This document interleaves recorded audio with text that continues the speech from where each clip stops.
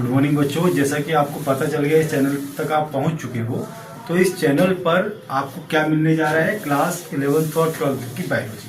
Basically अभी तो focus 12th की बायोलॉजी पर मैं कर रहा हूं, लेकिन आने वाले टाइम में 11th का भी यहाँ पर कोर्स आपको मिलेगा। तो आपको बता दूं, पूरी तरह से हिंदी मीडियम में आपको मिलेगा।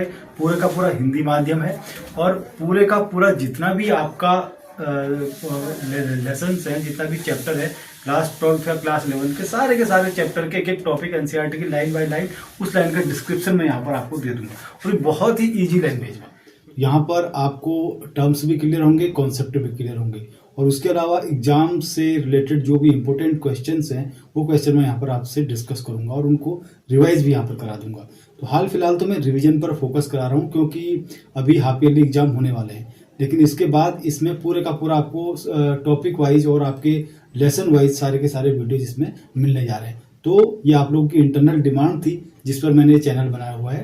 तो इस चैनल को तो सबसे पहले मैं यही कहूँगा कि लाइक कर दीजिए, सब्सक्राइब कर दीजिए, और जहाँ तक आपके फ्रेंड सर्कल है, जहाँ जहाँ भी नीड है कि हिंदी मीडियम से बायोलॉजी के कॉन्सेप्ट क्लियर करने हैं, और क्लास 12 का एक अच्छा बोर्ड का, उत्तराखंड बोर्ड स्पेशली मैं फोकस कर रहा हूँ। इसके अलावा और भी सारे बोर्ड सीबीएसई के भी हिंदी माध्यम के छात्र इस चैनल को सब्सक्राइब कर सकते हैं और अवेल कर सकते हैं आने वाले टाइम में इसकी फैसिलिटीज़ का। तो मैं इसमें आपको बता दे रहा हूँ, क्लियर कर दूँ कि आप लोगों के कॉन्सेप्ट यहाँ पर क्लियर होंगे, और ये कॉन्सेप्ट बायो के आपके न केवल इंटरमीडिएट एग्जाम के काम आएंगे, बल्कि आपके नीट की भी अगर आप तैयारी कर रहे हैं तो उसमें भी आपके बहुत हेल्पफुल होंगे, क्योंकि नीट में भी कहीं ना कहीं एनसीईआरटी कंप्लीटली यहाँ पर फोकस रहती है, आपको पता है। तो इसमें भी आप बहुत कुछ यहाँ इस चैनल से अर्न कर सकते हैं। तो बच्चों, ये तो मेरा एक ब्रीफ इंट्रो था। तो मेंडलिज्म यानी मेंडल ने जो कुछ रिसर्च की, जो कुछ खोजा, वो सारा क्या कहलाता है, मेंडलिज्म या मेंडलवाद कहलाता है। तो पूरा नाम सभी को पता होगा, ग्रेगर जॉन मेंडल। जन्म कब हुआ था, 22, तो इनका जन्म हुआ था 22 जुलाई 1822 को। चलिए, तो ये ऑस्ट्रिया के रहने वाले थे, ठीक है। तो इन्होंने मटर पर परीक्षण किया था। ये माली परिवार, तो जब ये बड़े हो गए तो ये क्या बने, पादरी बने। ये पादरी यानी कि चर्च के पुजारी बने थे। तो इन्होंने मटर से पौधे पर लगभग 7 वर्षों तक प्रयोग की, ठीक है। तो ये सारे फैक्ट हैं जो आपको ध्यान में रखने हैं। मटर का वैज्ञानिक नाम क्या है, पीजियम सैटिवम। तो इनमें से कुछ चीज़ें इंपॉर्टेंट, ह्यूगो डिब्रीज, कोपेंस और सेरनोक ने इनके बाद इनके स्टडी को आगे बढ़ाया। तो इन तीनों वैज्ञानिकों ने वो सारे मेंडल के अध्ययन को मेंडलवाद का नाम दिया। नेक्स्ट हम फोकस करेंगे कि मेंडल ने मटर के पौधे को ही क्यों चुना, क्या फ़ायदा मिला मटर के पौधे को चुनने का। पहले रीजन तो बता दूं, को माली परिवार के थे, तो उनके आसपास जो गार्डन था वहाँ पर पी ज़्यादा उगाए जाते थे। और फ़ायदा क्या था उसका, क्योंकि वह 1 वर्षीय था, यानी एक ही वर्ष में पौधा बड़ा होकर के मर जाता है, यानी कि फिर नए बीज पैदा हो जाते हैं। तो 1 वर्षीय होना, पहला क्या याद रखना है हमको, 1 वर्षीय पौधा होना मटर का, ये क्या था, मेंडल के लिए फ़ायदे की बात थी। दूसरा, मटर पर फूलों की संख्या काफ़ी ज़्यादा होती है, तो उसमें बड़े आसानी के साथ अधिक से अधिक बीज उगाए जा सकते हैं और एक छोटी सी जगह पर इनको उगाया जा सकता है। तीसरा पॉइंट, मटर के पौधे द्विलिंगी होते हैं, अर्थात एक ही पौधे पर नर और मादा पुष्प पाए जाते हैं। तो इससे क्या होगा, बड़ा फायदा हो जाएगा किसमें, परागण में।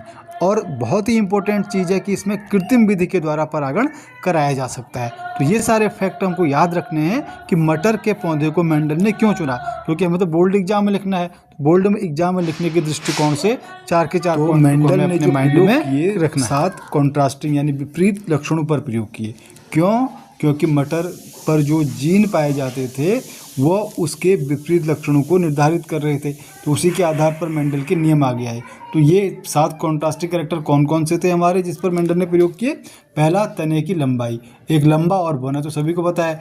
फूलों का रंग, फूलों का रंग, इसमें बच्चे कंफ्यूज हो जाते हैं, उसको ध्यान रखना। फूलों का रंग क्या था, बैंगनी और सफ़ेद। तो ये पुष्प का रंग हो गया। इसके अलावा तो फली का रंग हरा और पीला, या तो हरे रंग की फली थी या पीले रंग की फली थी, कॉन्ट्रास्टिंग कैरेक्टर हो गया। पुष्प की स्थिति या तो कक्षीय थी या अक्षीय थी। कक्षीय मतलब जहाँ से पत्ती निकल रही है वहाँ से निकले, या अक्षीय मतलब सीधे ऊपर निकले। तो पुष्प की स्थिति कैसी थी, कक्षीय या अक्षीय। और आते हैं पुष्प के रंग पर। पुष्प का रंग कैसा था, पीला या हरा, या तो पीले रंग के पुष्प थे या हरे रंग के पुष्प थे। तो इन दोनों को ही मेंडल ने अपने प्रयोग में लिया था, जिस पर उन्होंने कुछ नियम दिए। तो ये 7 कंट्रास्टिंग कैरेक्टर एग्जाम में अक्सर पूछे जाते हैं और इन पर कन्फ्यूजन भी रहता है, तो इनको आप अच्छे तरीके से याद रखना। और एक चीज़ यहाँ पर जो अभी मैं नहीं पढ़ा रहा हूँ रिवीजन के तौर पर, तो वो कि कौन से क्रोमोजोम में ये पाए जाते थे, वो भी आप देख लेना, या इसी चैनल पर आपको अपकमिंग वीडियो इसके बारे में भी एक अलग से मिल जाएगी। अगला छोटा सा हमारा टॉपिक आता है कि मेंडल की सफलता के क्या कारण थे, क्यों मेंडल सफल हो गया अपने उसमें। तो मेंडल की सफलता के 3 कारणों को हमें अपने माइंड मैप बना के इसको फीड कर लेना है कि मेंडल ने मटर के पौधे की कई पीढ़ियों तक अध्ययन किया, बहुत पीढ़ियों तक पेशेंस के साथ उसने अध्ययन किया। दूसरा, इन्होंने एक बार में एक ही लक्षण के प्रयोग पर ध्यान दिया, तो एक ही लक्षण पर फोकस करते रहे। तो एक ही चीज़ पर अगर फोकस होगा तो डेफिनेटली उसमें परफेक्शन भी होगा। तो एक एक गुणों को ये देखते गए। उसके पश्चात तीसरा जो हमें याद रखना है, मेंडल ने अपने प्रयोग से प्राप्त परिणामों का एक लेखा जोखा रखा, यानी कि उसने प्रोफेशनल वे में वर्क किया। मेंडल ने क्या किया, जो भी सारे का सारा काम किया उसको नोट करते गए, तो उससे फ़ायदा क्या हुआ, एनालाइज करते गए कि पीढ़ी दर पीढ़ी क्या क्या चेंजेज आ रहे हैं। तो उन चेंजेस के अकॉर्डिंग ही मेंडल कोई कंक्लूजन निकालने में कामयाब रहे। तो एक सिस्टमेटिक वे में काम करना भी उनकी सफलता का कारण कहा जाता है। ये सारे कैरेक्टर हैं बच्चों, इनको अच्छी तरह से याद रखना है कि मेंडल की सफलता के क्या कारण रहे थे। उसके बाद नेक्स्ट आते हैं हम इम्पोर्टेंट कि मेंडल के नियम। प्रभाविता का नियम क्या कहता है, प्रभाविता का नियम कहता है कि जब 2 विपरीत लक्षणों के बीच में क्रॉस कराया जाता है तो पहली पीढ़ी में एक ही मादा या नर के लक्षण दिखाई देते हैं, यानी कि जो लक्षण उसमें दिखाई देते हैं पहली पीढ़ी में उसे हम प्रभावी लक्षण कहते हैं।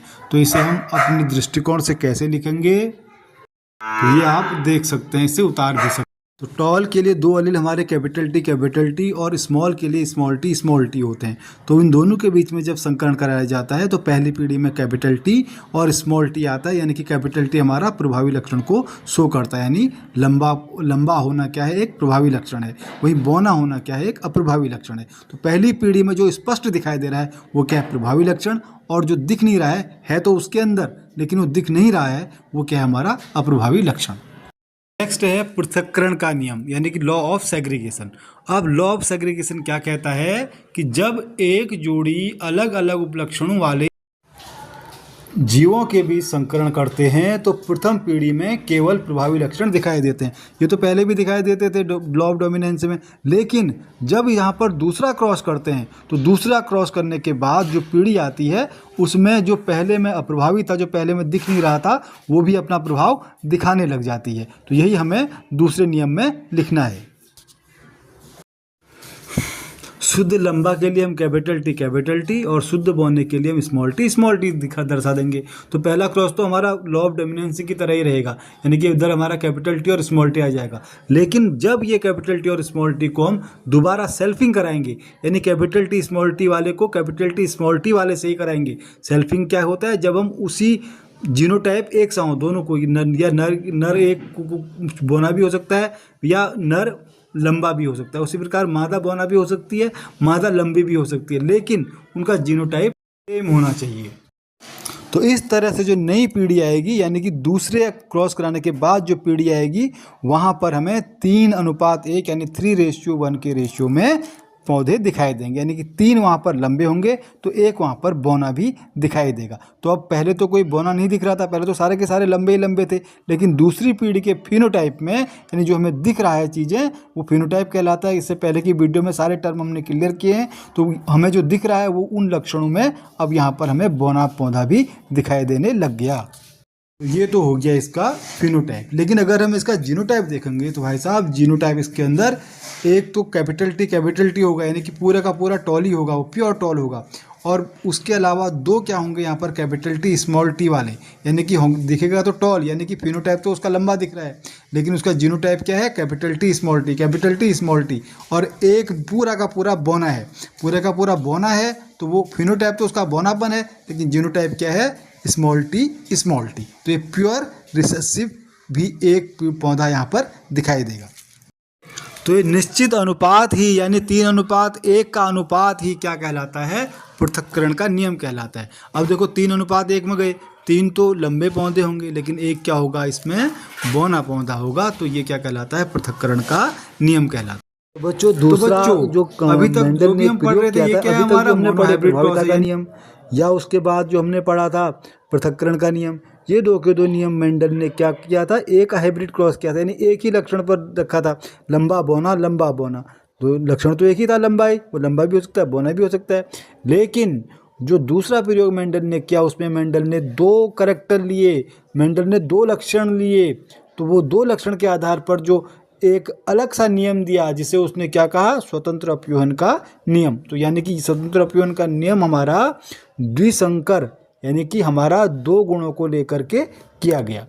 तो अगला प्रयोग मेंडल दादा ने किस पर कर दिया, बीज के रंग और बीज के आकार पर। तो बीज का रंग पीला भी हो सकता है या हरा भी हो सकता है, जबकि आकार गोल या झुर्रीदार हो सकता है। तो गोल प्रभावी लक्षण है और उसके साथ ही पीला रंग अप्रभावी लक्षण है, जबकि झुर्रीदार अप्रभावी लक्षण तथा हरा हमारा प्रभावी लक्षण है। फिनोटाइप रेशियो तो इसका 9:3:3:1 आया, लेकिन जीनोटाइप अनुपात इसका अच्छी तरह से याद रखना है, क्योंकि इसमें कंफ्यूजन हो सकता है।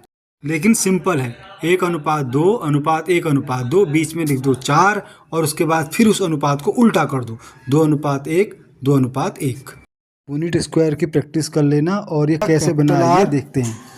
Small Y small R small Y, तो F1 जनरेशन में हमारा ये जीनोटाइप होगा, capital R small Y small R small Y.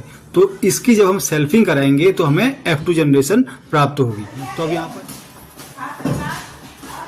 तो RR YY, तो कौन कौन से गैमेट बन सकते हैं इससे, तो जो कॉम्बिनेशन इससे पॉसिबल हैं, एक तो हमारा R कैपिटल Y, दूसरा क्या पॉसिबल है, इस R से अगर हम लें कैपिटल R स्मॉल y, और अब इस स्मॉल r से लेंगे तो ये बनेगा हमारा स्मॉल r कैपिटल Y और स्मॉल r स्मॉल y। तो अभी जो ये 4 गैमेट बन रहे हैं, इन्हीं 4 गैमेट्स को हम पुनेट स्क्वायर में लिख लेंगे।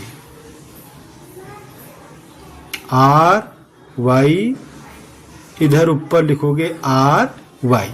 तो अब इसका कॉम्बिनेशन क्या बन के आएगा सामने हमारा, जब पुनेट स्क्वायर हमारा बनेगा तो ये दोनों को हमें एक साथ लिखना है, R Y और ऊपर क्या था हमारा R Y। बाकी सारा आपको इस बोर्ड में क्लियर ही दिख रहा है।